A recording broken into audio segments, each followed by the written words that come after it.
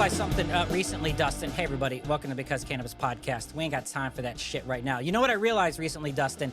You might be shocked to learn this, Dustin Kava on BC Wayman, Because Cannabis Podcast, every Wednesday, 4:20 p.m. on YouTube, Thursdays on Spotify. I might be spoiled, Dustin. Is that shocking? Is that opening statement there in and of itself a revelation of mind-blowing proportions?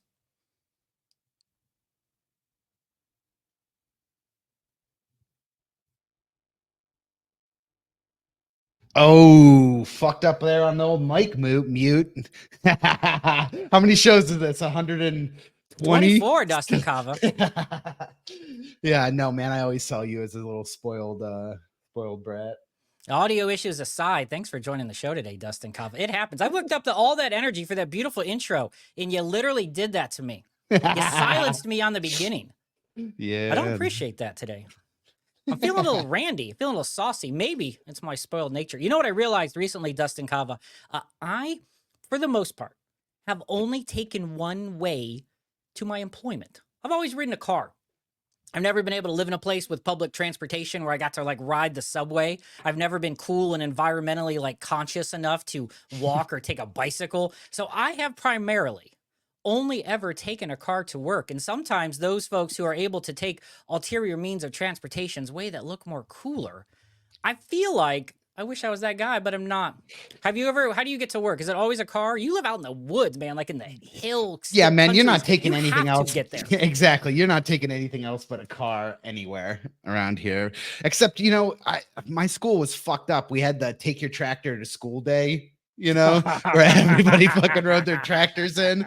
So I definitely am in that rural little gray area there where things can get a little fucked up. Okay, so you had tractors in the school, we had cars. Would you ever want to live in that kind of urban environment where you walk and ride a bike and stuff? Would you do that? Do you think you're that type of person? If Dude, you know what? Close proximity? I look homeless. If I was in an urban center, like if I was walking to work, I'd end up with a free lunch or something. Exactly. They would just be handing me, sir, here, take this $1. You need it. Right about now, as usual, when we get a few minutes into the show, what the hell does this have to do with cannabis? Kind of everything, right? Because cannabis folks of all forms and such are always able to get to work in different ways. So I think the real question is we bring our guests in today, Happy Cabbage, Brad Bogus, Andrew Watson. We just recently learned that Brad was unable to complete a task because his skateboard did not pass through the entranceway, which means in my brain, Brad either took a bus or some sort of public transportation with the board in tow, which is awesome, or literally gleamed the cube and rode the board all the way to the place, popped into the courthouse like a Steve Buscemi meme, walked right in, and they were like, no, bro, you can't get in here with your skateboard. How old are you, by the way, anyway? Because how much of that scenario, Brad Bogus from Happy Cabbage, is accurate besides all of it? The gleaming the cube timeline. Nice pull, right? By the way, nice pull on my part. That's how you know how old I am. I watched Christian Slater do that. I watched Tony Hawk drive the Pizza Hut truck. I've been there. The search for Animal Chin. Yes. Right. Go it strong. I'm 44. I've been skating since I was 14 years old, on and off again. I have a kid who's super into skating now, so like I'm trying to get my grades back up on the board because eventually he's going to be able to kick and push and move through a skate park on his own, and then I'm fucked.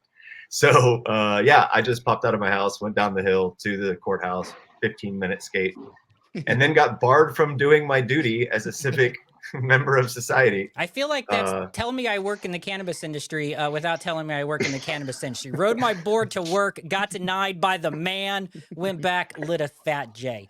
Welcome, There Brad. is a weed leaf on my board, and my wheels say Purple Haze on them. So, Andrew, what extreme sports are you into? Do you have anything? You in California, you got to have something going on out there. I hike and I run into a lot of rattlesnakes. That's the thing I do. I have tried to avoid rattlesnakes. That always seem to rattle at me. Yeah, I'm not a snake guy either. I'm like, maybe I need to live indoors. Hey, everybody, welcome to the show. We got Brad Bogus. We got Andrew Watson. We're talking Happy Cabbage. Better than Sad Cabbage. Here on the Because Cannabis Podcast. If you listened to a couple episodes ago, you know why we have Happy Cabbage on, and we're happy to hear their side of this tenacious battle of these vicious barbs that were flown left and right across the interwebs. We have Happy Cabbage on. They recently exchanged what may be the most politest / lamest beef ever, the Verano v Happy Cabbage beef on LinkedIn. That's what takes you down a few notches. If you had this on Instagram, even like X, I don't know who calls it X, maybe Dustin, but am I right? Like, because it happened on LinkedIn, it's like, yeah, it's like one of those, is it that cool? Because it's a bunch of B2B folks B2Bing more like than anybody else ever has. Yeah, man, I agree with you there. I definitely, but I also think that we enjoyed it a lot more because it was on Instagram or LinkedIn as opposed to Instagram. I don't know, man. It was the perfect place to squash some vegetables. Definitely a weird channel to do such a thing on. Yeah. Let's give the quick recap.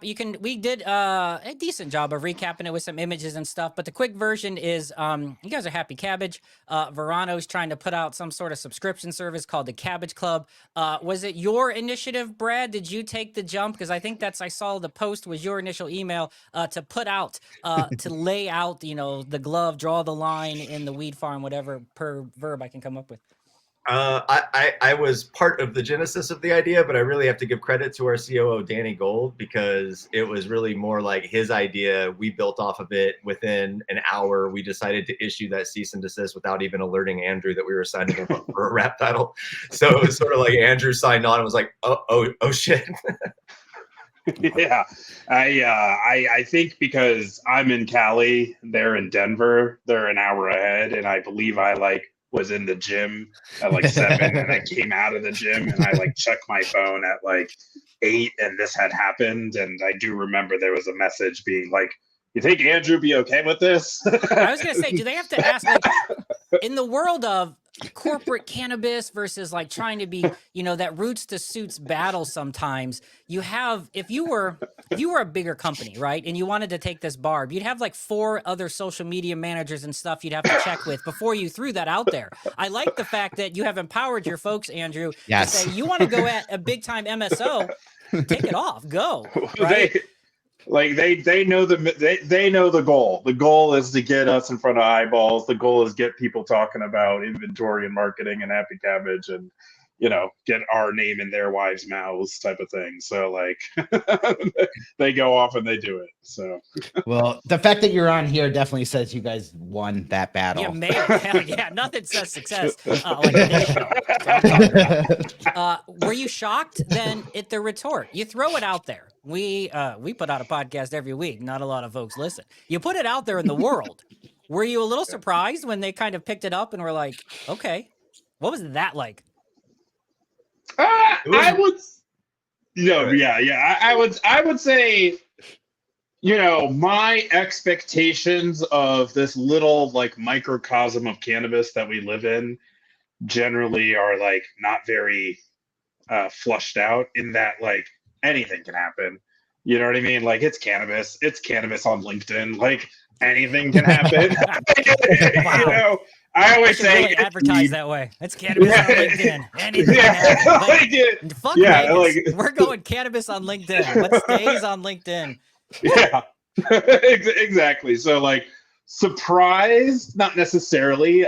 Encouraged, very much so. You're definitely in a lucky space there. A lot of Ohio companies, we have to send the social posts 30, 60 days in advance to the, board of pharmacy type of shit. And they got to approve everything. And I just cannot see any Ohio representative being like, yes, we're going to support this rap battle here. Yeah, it helps that we're a technology company. Yeah. I mean, I also think I didn't have any expectation of us getting a response, to be perfectly honest. I felt like if we just crafted a good enough joke with the cease and desist letter, it would do enough of something. But I think if we had challenged the CEO of True Leaf or Cure Leaf or any of those other big baddies, they probably wouldn't have engaged at all. I don't know of Verano being particularly different than them until this moment. So the fact that Darren jumped back in, now they're a little okay. Yeah, I think Verano came out cooler. In my mind, in my mind, Verano became one of the cooler MSOs just because this guy Darren Weiss, will give him a shout out, because he would do that. separate, you know, the Curaleafs and those things, those big giant companies. There's a lot of folks, and so he pulled it off. So I give credit. And I think you guys, obviously with the attention and the eyeballs, but I think Verano also came out a little cooler as opposed to some other, you know, big business cannabis companies. Yeah, well, I always like to say, yeah, it was a win-win, and I always like to say with like particularly like the big baddies in the room is like you go into those shops, whether it be a True Leaf store in Florida or Massachusetts or wherever. I don't even know if they're in Massachusetts, but you walk into those stores. Yeah. At the end of the day, the people in the shops working in the stores, it doesn't matter how corporate you are at the very top, it's still like weed people. It's still bud tenders, right? Still people buying eights. It's still people asking about like, what's the terp profile of this, like, you know, new strain. And so, you know, it's kind of, if anything, what it really highlighted is that it's weird that we perceive that the top of these other organizations are as corporate as they are, when you realize that it's like only 2 steps down, you're at like, it's weed, you know, like at the end of the day, right? And it's not like, you know, we think of these companies as very big. I once used to run a finance department at Salesforce that was $1 billion, and that was like tiny, you know, like, you know, they're not that big, right? Like at the end of the day. And that's why it's kind of cool that it kind of helped rebalance, like, yeah, like they are people, right? It is cannabis, it is weed, like, you know, Verano can engage with us in this way. And so, you know, just brings us back down to that reality, I think, a little bit. Love it. What I'm curious of, you know, going away from the rap battle and everything there. I'm curious at like the actual origins of Happy Cabbage. You know, what was the need that you saw when you first started, especially going from the background you'd have, and pursuing that, starting creating, you know, useful tools for an industry that usually has pretty shitty tools. Yeah. So it all started out of San Francisco, and at the time I was a data scientist working at Salesforce, and then I worked at One Medical, which got bought by Amazon. Whole other thing there. But actually, I started working with this delivery service in the East Bay of the Bay Area, and realized very quickly that their point of sale system has first party data capture. That means that like everybody in their system, they know the name, the address, the phone number, the email address. And then the guy who was running the delivery service, though, like thought he was Scarface and like was like trying to just like push ounces and like had just like the disparity between like, wait a second, like you have the richest data set of any small business probably ever in CPG, like a level of data that like we in healthcare like aspire to have to like figure out how to formulate drugs. Like that's what I used to work on and stuff. So like I was like, damn, like, you know, we could just predict who to market to based on this. Like, you know, you don't have to like be just guessing and coming up with a bunch of gut instinct stuff. And that kind of led to us trying to make these easy buttons, right? Like, yeah, it's data, yeah, it's analytics, but I always say that like, don't show people charts and graphs, just show them who to market to and what to stock, and just give them the answer, right? Data science, like is at that level. Folks, and I think that's probably, you know, part of the success, and I'm looking forward to hearing how you joined the team, Brad. I think part of that, trying to simplify this industry, which is not an insult to what you do. It's the fact of the matter, there's a lot of other things going on, and there's a lot of other information, and there's just sometimes people just want, here's a bunch of good ideas because of research, go. I don't give a shit where you got it from. Just it's good, trust it and go. And then if it works, then you build that, oh, okay, these dudes were right, or this company's right. And then you kind of continue that business. But I think a lot of times, and I go to other types of websites that are heavily focused on this type of information, and it is a lot of numbers and it's a lot of charts and it's supposed to be impressive, but I'm kind of like tuning out a bit, right? Yeah, as a guy who used to make a lot of graphs and a lot of dashboards, I can tell you, like, I hate a graph and I hate a dashboard. The dashboard is super overrated, people. I'm hot take alert. Dashboards over fucking rated. That's all I'm saying. Brad's laughing here because he also knows that like Brad's every like, I make Tuesday, a lot of dashboards. That's my whole job. Fucking Dashboard guy. I just once an hour, I'm refreshing a dashboard while simultaneously applauding fuck dashboards. You can take the Wow. dashboard out of the Well, you know, software, but not out of the man. Sometimes dashboards are good, right? You know, not all views reflect our host and guests. All right, Brad, so how'd you come to Happy Cabbage? Well, I've been doing marketing for 20 years now, and in the cannabis industry for 8. And for whatever reason, I've been working at just mostly cannabis tech companies. I started in a publication called the Cannabis at the Denver Post, and from there, just like I've worked with just about every single tech company in the space, or against them, or with them. So I've seen a lot of bullshit, to be honest, and I've experienced a lot of it. But I got to know Danny, the COO of Happy Cabbage, previously was CEO of Zoltrain before the acquisition happened, and got to talking about what everybody was doing over here. And he was like, you really need to talk with Andrew, get to know what we're up to. But like, they weren't full of it. They were like, you put in $1, you make $25. Like, here's the data that shows it. It's extremely simple. Right? Like, I've seen so many tech companies like try to weave a story of bullshit on how they're helping make an impact on the companies they work for. And a lot of times they're really just getting paid and trying to keep that as ongoing as possible so they can get more investors. And this company does have investors, but they have not oversubscribed. They know what they're doing. They're focused on generating actual quality value. And like, that really spoke to me, because as a marketer, I don't want to tell a bullshit story. I want to tell a real story, and I want that story, because I care about this industry, to like be a story of impact where like a cannabis retailer actually made money because they spent money with us. Like, that's awesome. That's one of the things that everybody in this industry needs more than anything, is fucking money. So if we can actually show that we're creating that for them, and I don't have to like take people on a 10-part presentation to sell that story, like, that's a dream come true, sort of, as a marketer. And then also with the brand name like Happy Cabbage, like I could really sink my teeth into it. It's a fantastic name. Yeah. Yeah. I mean, as a B2B tech company, we don't get to have a whole lot of fun in the marketing function most often, right? But if you're working with a company called Happy Cabbage and it's got this makeup of people, like, I get to actually flex a little bit on some of these things. And, I'll never have a liquid death moment in B2B tech marketing, let's be honest, right? But like, rap battles and trying to get cease and desist from trademark infringement through wacky campaigns and stuff that we just kind of do regularly. So, it's fun. I definitely want to shout out the Cannabis and Ricardo Baca, their first ever cannabis editor over there. He is, it's one of our clients. We work with him all the time, and he is just a phenomenal human.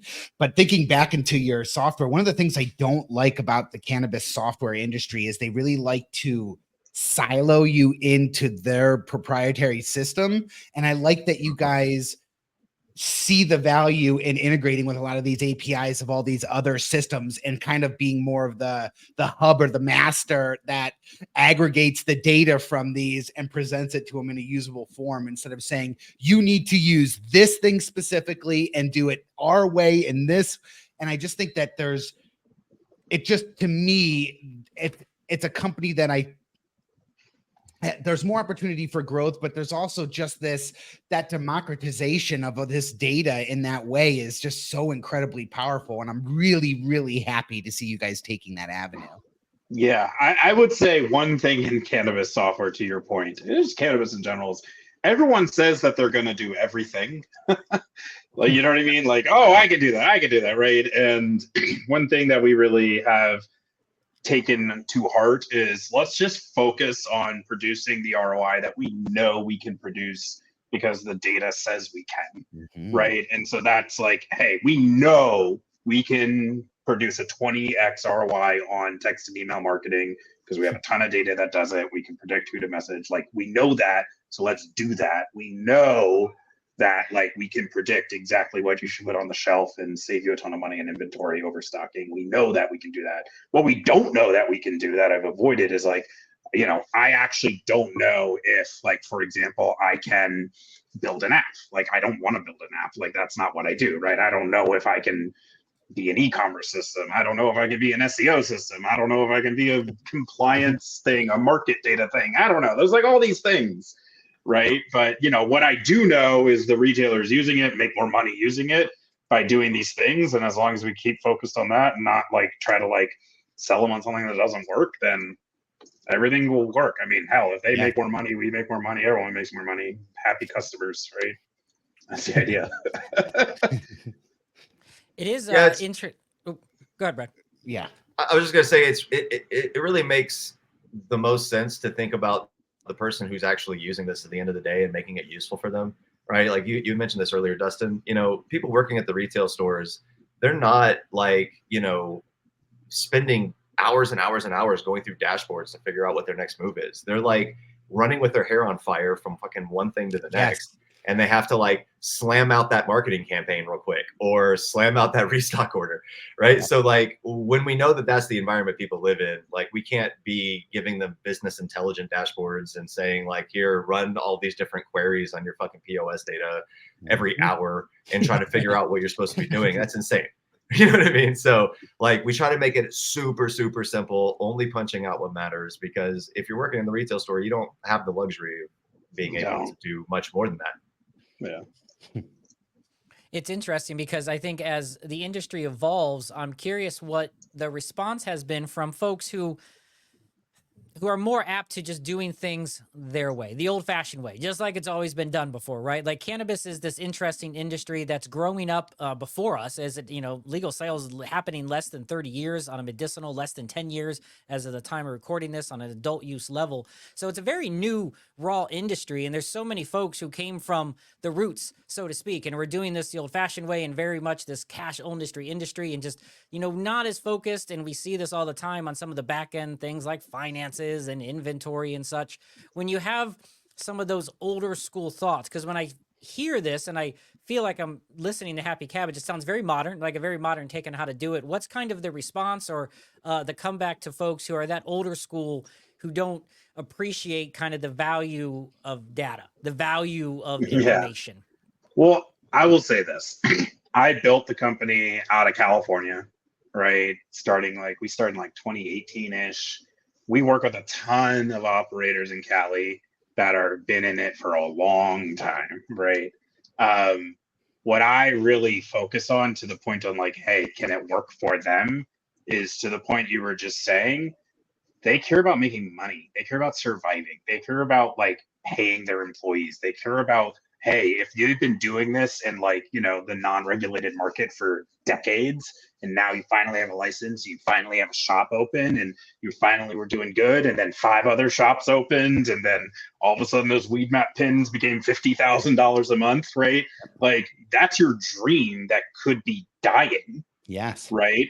Because you can't like make your payroll because your inventory manager got convinced that this would be fire OG and it would sell out, and now you owe the distributor like $200,000 because it doesn't sell out. It's gonna be the stuff, I'm telling you, it's gonna sell. Yeah. 1 year later, it's like $5 for a half because they gotta not destroy it by regulation. Exactly. Like, come on, we gotta sell this. So it's really not about replacing people or giving a huge modern take per se. It's about, hey, here's a tool that can help you survive, that is built for your level of how you can interact with it, and is basically what a giant team of data scientists would come up with sitting over in some larger corporate situation, right, eventually for them, right? I'm just giving it to you, like as a single store you would need $1 million budget to house these. Exactly, right? You know, like when I can do it for a couple $100 a month with you guys, you know, exactly. So I also think that like the low hanging fruit in cannabis is gone, and so gone are the days of just opening up the doors in the morning and being able to, exactly. Yep. And so being able to say, you know what, I can actually empower a lot of my staff with less oversight, less time, and really give them this ability to make informed decisions. Yeah, that's a really powerful sell when you're looking at your competitor who is just unlocking the door. Yeah. Well, if you really think about like the data that's coming through POS systems and like what we can actually segment customers on, we're able to actually find that low hanging fruit again. You know, it exists in the data. There are people who haven't been in your store in over 90 days. Like, okay, cool, hit them and get them back in, right? Yes. And if you can recapture those customers, you're not just getting their business back, you're also taking it away from a competitor. That's all low hanging fruit right there. But you probably don't notice it because you have to export POS data. And like, know to do those queries and shit. And, you know, like, just, again, people ain't got that time. So, but just by being able to punch those types of things out and be like, hey, hit these guys up. There's a lot of money waiting for you in this part of your list. And all it takes is a blast out to them. You know, they see real immediate results, and it means a lot to them, you know? So, and that bridges from something that I will say does frustrate me at times when you're talking about people who've been in it for a while. Then you have new people who are coming in, you know, people who are coming in from the Walgreens of the world, right? Yes. The FedExes of the world and stuff. And they're like, I have done this at this scale. I know how to do it, right? And then like, you know, you have to like run into reality of that it's cannabis. One thing I always say is for all of these businesses to remember is this. And this is, again, one of the big reasons I love cannabis. I love empowering the industry. But at the same time, like, I'm a professional data scientist. Data excites me. Predictions excite me. The ability to use data and shit excites me. And so the reason why I got into the industry was there is no other physical walk into a door industry in America except for like a pharmacy that, you know, the chemical makeup of every product, and you know who bought every product, and you know where they're from. Like, it's unheard of. Yeah, it is unheard of, right? Yeah. So people are like, oh, I'm going to bring this technology from outside cannabis. I'm going to bring it into cannabis because it worked over here. And I'm like, why the hell would you do that? That system was built under the belief that only 5% of people you know who they are. Like, you know what I mean? Oh, I'm going to bring in this like enterprise inventory. Like, why? You're going to spend $2 million integrating it, and it's going to use a fifth of the amount of information that you actually have, right? You know, so we talk a lot about how, you know, in fact, we even just this week's or last week's episode, we, you know, I talk a lot about how I believe marketing is one of the largest bubbles in the entire world and all of existence that ever have been, you know, and how part of that is it is very hard to track customer acquisition. Where did they see your billboard? When did they actually buy from seeing that data? How many times did it take you putting it in front of their eyes before they actually made the purchase? And what exactly did they buy to target what I need to? And that's you're really opening my eyes to the cannabis industry, almost saying like, no, they are light years ahead at this acquisition and showing the origin of this data and then the follow through of the data. And that is like, that's making me feel a little bit better about the industry as a whole and about marketing as a whole within this industry. I think that's a really powerful thing. Having done marketing my whole career, I can tell you that like there's a push and pull to the cannabis industry as it relates to marketers. First off, most marketers, I don't know about most because I don't have a statistic on this, but I personally anecdotally feel most marketers are full of shit. I think probably most everyone's full of shit if we're being perfectly honest. But I actually, over here. Super. You know, I'm not a marketer. Like, I didn't go to school for marketing. I went to school for fucking theater. I studied Shakespeare. So like, you know, I got into marketing because I saw for theater, Brad. We have we really put ourselves well. Yeah, man, you have appreciate your help. You have a way with the way you speak that I almost could have guessed that, but yeah. So the the marketing industry is full of shit. I created an agency literally because I hated all of the shit that was coming out of agencies. Like, there's so much non-attributable work done. There's so much like, you know, marketing agencies love to swing for creative fences and try to earn awards, but that doesn't really actually translate to like results for most people, especially when you're talking about like the mom and pop stores who are like fundamentally trying to generate revenue. And so like marketing is hard to get to that point, right? And I've been able to get to that point to some extent with B2B marketing because there's so much stuff that we can use and technology and like CRMs and coding and like blah, blah, blah to like try to figure out what's going on. At the end of the day, you can't attribute everything, right? So if you can empower a marketer, especially an entry-level marketer, marketing director at a retail store with like something they actually can do that is actually attributable to an outcome, like for them, that's huge for their career. And it's also huge for that store because it starts to build that belief that, hey, maybe marketing isn't full of shit.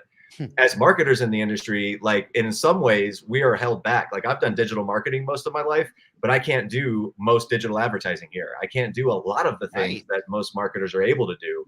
in a way, it's kind of like swinging a bat before I step up to the plate with a whole bunch of weights on it. You know what I mean? Because like when I actually get into a real marketing function again, outside of the cannabis industry, like in the real world, God forbid that ever happen. I hope it doesn't. But if I go to work like in the traditional retail sector as a marketer, I'm going to have a hella sharp sword because like I've been sharpening it in battle against all of these obstacles that normally are not in my way. And so I've had to like really, really think through marketing strategy and figure out like, how can I get to something that moves the needle, even if I can't use all of these digital tools that are available to me.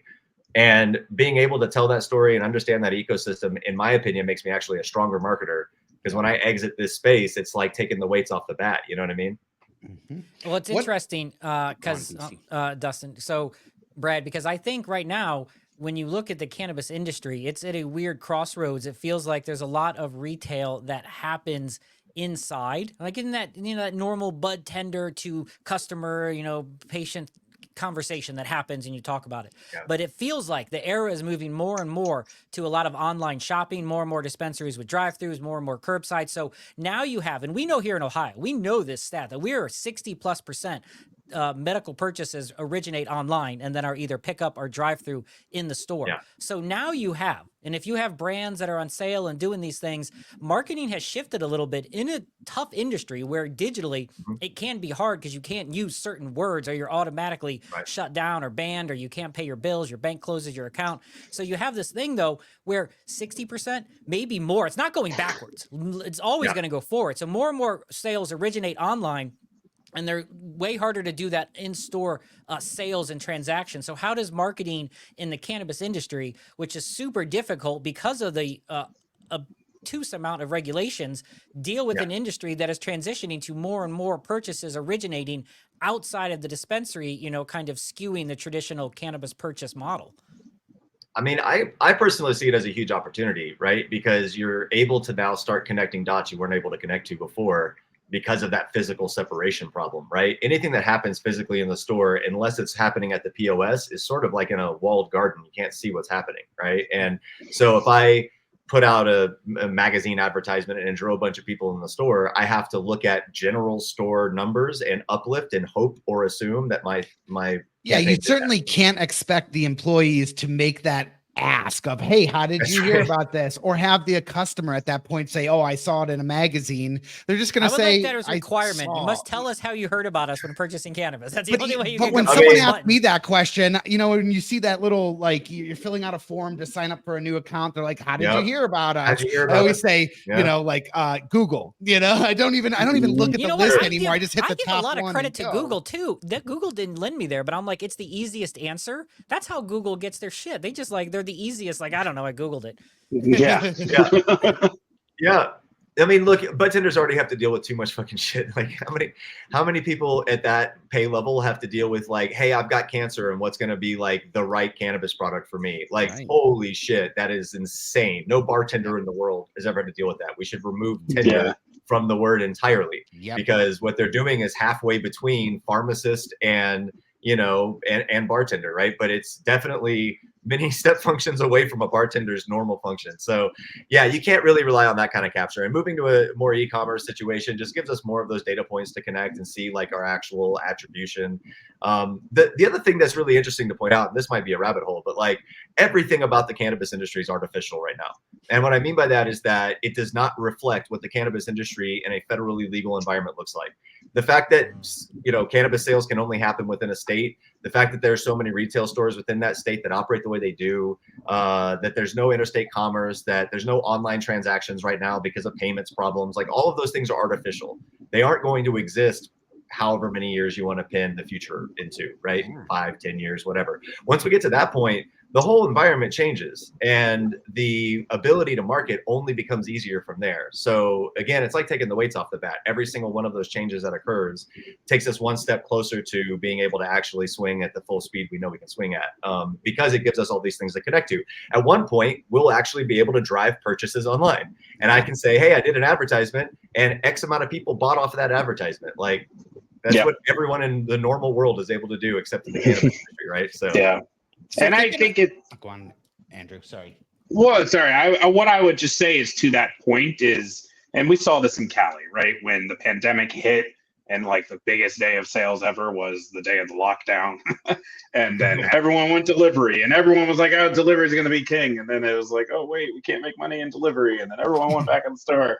Right. And just like, you know, it's the same thing that happens where I'm sure there's a lot of retailers on the border, like just over from Toledo into Michigan, who now all of a sudden they're going to have their demand drop because all the Ohio dispensaries are going to open in Toledo. There's like a row, like, and you're not going to be shocked to hear this, but there's a row shortly across the border that is like 6 dispensaries that make a killing that are probably bumming because there is like medical dispensaries and such in there. And even we have like the corner of Indiana, right? They shoot through Ohio to get to Michigan. And there is already plans for like 2 dispensaries to like basically proliferate along the borders. And so, yeah, it's going to...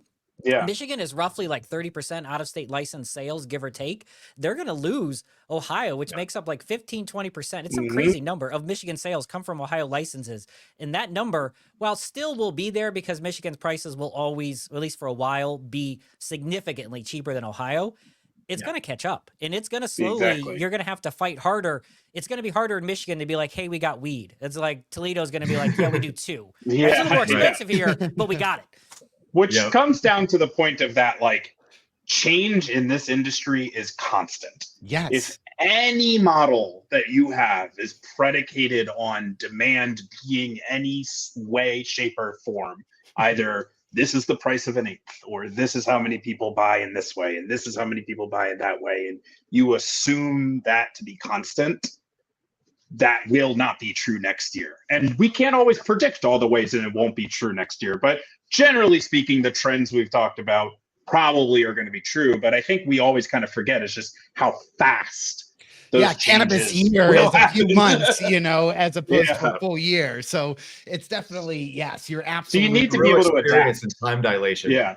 You need to be able to adapt, right? It's the same thing where like everyone, like, look, consolidation's happening, don't get me wrong, but like I always get the same weird thing where people are like, well, obviously the inevitability is the major MSOs will have all the stores, but like, is that inevitable? Like, because like they're intact, like a shop that was the only shop in a 30-mile radius has a certain amount of demand and a certain amount of price level that they can maintain. 5 other shops opening up around it mean that those 5 other shops are going to be better. They're all independent run. They can respond more nimbly, faster.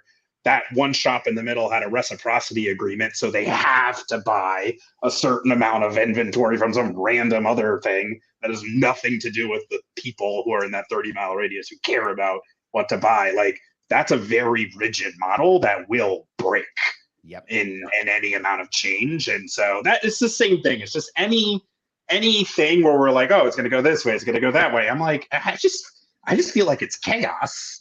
Probably. and it's due to the underlying economics of like it's an agricultural product and like we have all these externalities and like so because of that, this is a long rant to kind of get to adapt to the change. Be able to adapt to the change, right? You have to set yourself up to adapt to the change, right? The fact that you have the data in store and online means you have data everywhere, and that's probably not going to change that much, right? Which means you can adapt to it because you know about these things as they're happening. So this is truly the first industry where as a marketer, I've not built a strategy that's like, what's our 1-year strategy or 3-year strategy or 5-year strategy? You're like, I got 6 weeks we could talk about, and then we got to rehab another meeting. We can try 6 months. We'll probably get relatively close. Like we'll know some things we're going to do that we can put on a calendar, but there is definitely going to be a curveball in 6 months. Like that's an inevitability, right? And that's insane. That's an insane pace. That's why we say cannabis years are like dog years, because we run at such an insane pace. It dilates time truly. And so, like going past a 6-month marketing strategy is kind of pointless, to be perfectly honest. And I've never thought I would ever actually say that. But what's kind of cool is, and this is the thing in terms of like why cannabis, they have these tools, is all those shops along the border in Michigan, they actually know exactly the number of Ohio customers, every single one of them already today, right? They know them all, right? And so they can actually very accurately determine probably the effect that it's going to have on them by having that happen. And then they can also probably figure out how to market, figure out if they're going to open a shop in Ohio, where to open the next one because all their customers are coming from. Like all that information is known already. So yes, it's like chaos, but it's also this weird, it's like this weird thing where like, you know, the files are in the computer. sort of thing where like, yeah, but like the information of how to navigate it also kind of exists. And that's kind of like this weird dichotomy in cannabis that I still fascinates me to this day. I'm curious I want to talk about the actual tools you're offering. So like your happy marketing, happy buyer, happy operator tools or system of tools. Talk about them a little bit. What do you offer? Where do you see them going in the future? And what are you most excited about with them and kind of what you're building later on? Yeah. So what I would say is taking a quick step back, like it all comes down to the fact that dispensaries, the most of the money that they're spending is in acquiring products and then pushing those products to consumers to purchase, right? So the way that the tools are built, happy marketers and happy buyers, are around how can we take the data from the POS and turn that into predictable growth for the retailer through, okay, the acquiring of products. So happy buyers basically has a prediction, an algorithm that runs and gives you the recommendation of how much stock you need for the next 14 days. It's fairly accurate. It's a lot better than the current process is. And then happy marketer says, okay, then here are the people to market it to. Yeah. So here's how much Kiva you need. And then here's the people to market the Kiva to. And then it sends a text and an email and then tells you, both of the tools will then tell you like, okay, this is how many people actually came in and bought Kiva. And then therefore, this is how much we need to change and adjust the amount of Kiva that we stock. And what we're doing a lot more of is building towards just getting it to a place where those things are really connected so that it's literally like, you know, the computer can just figure out how much. You're setting your rule sets. You're saying if this Exactly. happens, then do this. Send Like, out can this it auto template. email the buyer like, hey, we're at like 6 left. Exactly. Kiva, we need to Yep. order some Does more of these that every strains. Monday. Like, yeah, if it can automatically pop an email to which the buyer will ignore. I know this. Well, and I love the Until- idea of 100%. shooting them Yeah, two the buyer's points. gonna ignore you. Like, you can't stop that from happening, Yeah. people. But Well, I then love they've got a that where I can dashboard. send an email and an SMS, but I can know which ones were open and when and which to Yeah. better serve them later on and stuff like that. Yeah. That is so powerful. Exactly. When it Yeah. comes to Well, and when you think yeah, about like how budget retail and- stores operate and like, you know, profit margin is almost non-existent a lot of the time, right? Like the problem is they're stocking so much excess inventory without realizing it that they have all this aging inventory on their shelves. And I think the average retailer, correct me if I'm wrong, Andrew, is like 54 days of inventory on stock. But like they really should be managing somewhere closer to 14 days of inventory on stock. Because the And to get down distributor to will that ask point- for the bill in 14 days. Yes. That's right. They may say net 30, but he's still Yeah, but they're calling not it. gonna pay it, though. He's still like, That's we know right. that well. There's But- enough news articles to know folks aren't paying each other too. That's also happening. That's right. Yeah. That's a So separate they've got all this excess inventory. They continually reorder, kind of like hoping that they're hitting the right marks. But like that aging inventory then gets discounted and moved through marketing, and you know it becomes the discount, you know, penny pre-rolls and shit.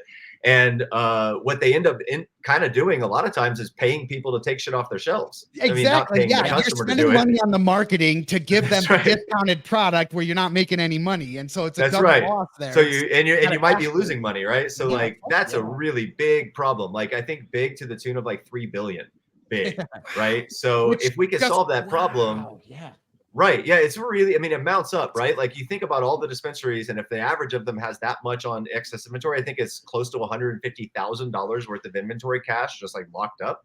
What can you do with that cash right now Yeah. in this environment? Fucking anything. You can do Put it in the anything safe with in the that back cash. of Andrew's screen. I want to know. That's where all the cash is right now. It's in the That's safe of Andrew's screen. Oh yeah. That's it. I How got much 3 cabbage, billion. How much cabbage you got back there? 3 billion. $3 billion. all in I dollar was- coins. When it is saying like, oh, like what's so MedMen owned 100 million. I was like, you know where that 100 million was? It was probably. I know in the that they back were of it. losing 30,000 a day. Yeah, like, That's what I assumed. And that's that's the idea right now. I'll admit, you know, to the point we were making earlier, where the industry is at, right? It's kind of simpler to just come in and say, hey, like you're having problems with your text tool because you can't get text out and you have no idea how much money it's making you. Here's one that's easier to use and it'll make you a lot more money and it works a lot better.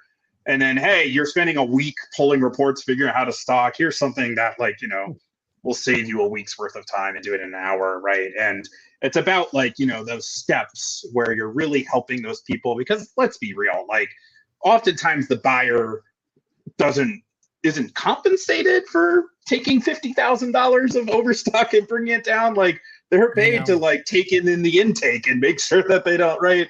And so that's the other aspect of the tools is we could come in with this like, hey, I have like the Happy Cabbage brain and the brain does everything and right? But at the end of the day, like this is dead on arrival because like there's human beings in these places who have to use these things. And so it's also really focused to that, right? Which comes to happy operators, which is funny after bashing on graphs. Everyone kept asking us for more graphs because of that. And so we made a tool that just has a ton of graphs. So graphs, here's all the fucking graphs you can handle. That's right. Here's a bunch of graphs. Bathroom breaks, we're gonna graph it all. Being the guy who's like, oh, it takes me a week to generate this report, clicking the Happy Cabbage button and then going disc golfing and being like, it took me all day, buddy. Don't blow up my that's literally, my game, Dustin. That's exactly how I make money right now. Stop it. This is an actual true story, but like one of our reps, Rico, solid human being, one of the best in the industry, was talking with a woman and showing her happy buyers. And the first thing that she started doing was tearing up. And he was like, why are you tearing up?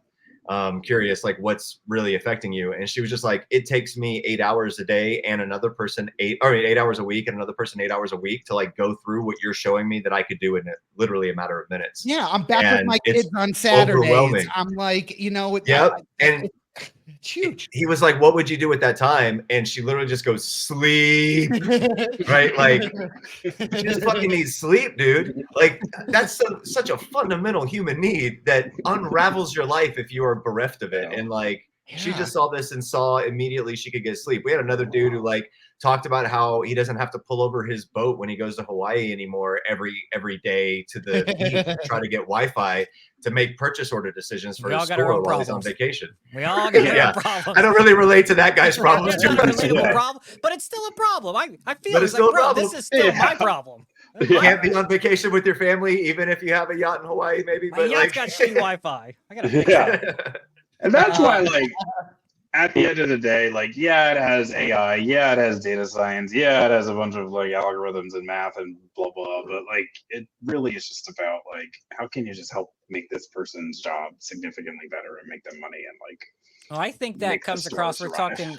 Sorry, cut you. We're talking with Brad Bogus, Andrew Watson. I think that comes across really clear. I'm super happy that you guys were able to join the show today after we did kind of talked about the rap battle. Able to come on and represent. But really talk about what you guys have going on because I thought it's a really interesting bit of information and kind of a look at. And I want to close with this kind of from each of you.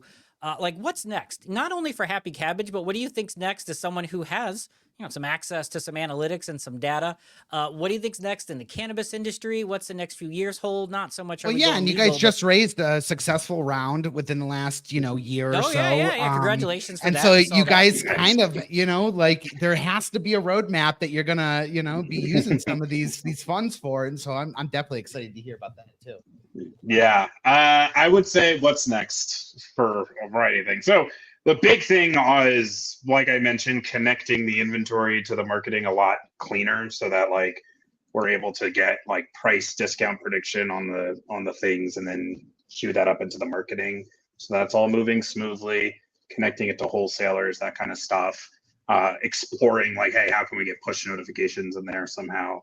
But honestly, like the big thing that I'm most looking forward to in terms of it will be fun, but I have no idea how it'll totally pay out, is just with rescheduling the fact that everyone, if 280E goes a certain way, which again, I know is controversial, but let's for a second, it's not even assuming that like it'll go away, but knowing that if every retailer believes they don't need to pay it, they're not going to. And so as a result, like retailers are going to be more surviving, and like they're going to be more surviving, like I'm really interested to learn, hey, if it's not always do or die mode, what is that next level thing that they're asking for, that they're looking for, that then we can take and incorporate, right? Because one thing I don't want to do is I don't run a cannabis shop.